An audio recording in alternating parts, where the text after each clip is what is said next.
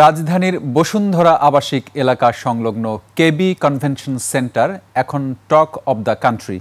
সারা দেশ থেকে কার্যক্রম নিষিদ্ধ আওয়ামী লীগ ও ছাত্রলীগের তৃণমূল কর্মীদের সংগঠিত করে গোপনে সেখানে নাশকতার প্রশিক্ষণ দেওয়ার অভিযোগ উঠেছে। এই ঘটনায় গ্রেফতারকৃতদের জেরা করে প্রাথমিকভাবে এমন তথ্য পেয়েছেন গোয়েন্দারা। আর ট্রেনার সেনা কর্মকর্তা সাদিককে আটক করে তদন্ত শুরু হয়েছে। অপরাধ বিশেষজ্ঞরা বলছেন, কৌশল রপ্ত করে নাশকতার মাধ্যমে নিজেদের অস্তিত্ব জানান দিতেই এমন প্রশিক্ষণ। এরশাদ আলীর ক্যামেরায় দীপু শিকদারের রিপোর্ট। সুপার ফ্রেশ ফর্টিফাইড সয়াবিন তেল, শুরু হোক হেলদি লাইফের জার্নি। নগরীর বসুন্ধরা আবাসিক এলাকা ঘেঁষা কেবি কনভেনশন সেন্টার। জনবহুল এই এলাকায় গত ৮ আগস্ট দিনভর কার্যক্রম নিষিদ্ধ আওয়ামী লীগ এবং নিষিদ্ধ ছাত্রলীগের ৩ শতাধিক নেতাকর্মী গোপন বৈঠক করে। উদ্দেশ্য, নাশকতার মধ্য দিয়ে ক্ষমতাচ্যুত প্রধানমন্ত্রী শেখ হাসিনাকে ফিরিয়ে আনা। সেজন্য এক সেনা কর্মকর্তা মেজর সাদিকের মাধ্যমে নাশকতার প্রশিক্ষণের তথ্যটিও আইন শৃঙ্খলা রক্ষাকারী বাহিনীর বরাতে উঠে আসে।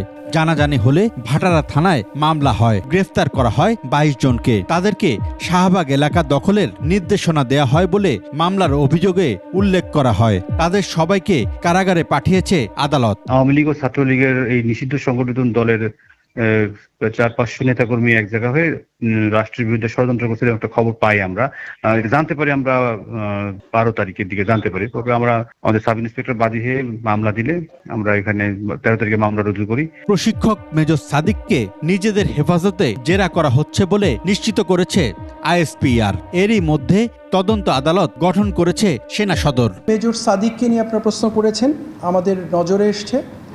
যদিও বিষয়টি তদন্তাধীন আছে, তারপরে আমি বলবো যে এরকম একটা ঘটনার কথা জানার পরে আর্মির হেফাজতেই সে আছে এবং তদন্ত চলমান আছে। এ বিষয়ে কথা বলতে গেলে কেবি কনভেনশনের দায়িত্বশীল কাউকে পাওয়া যায়নি। তবে এক কর্মচারী জানান সেদিনের কিছু তথ্য।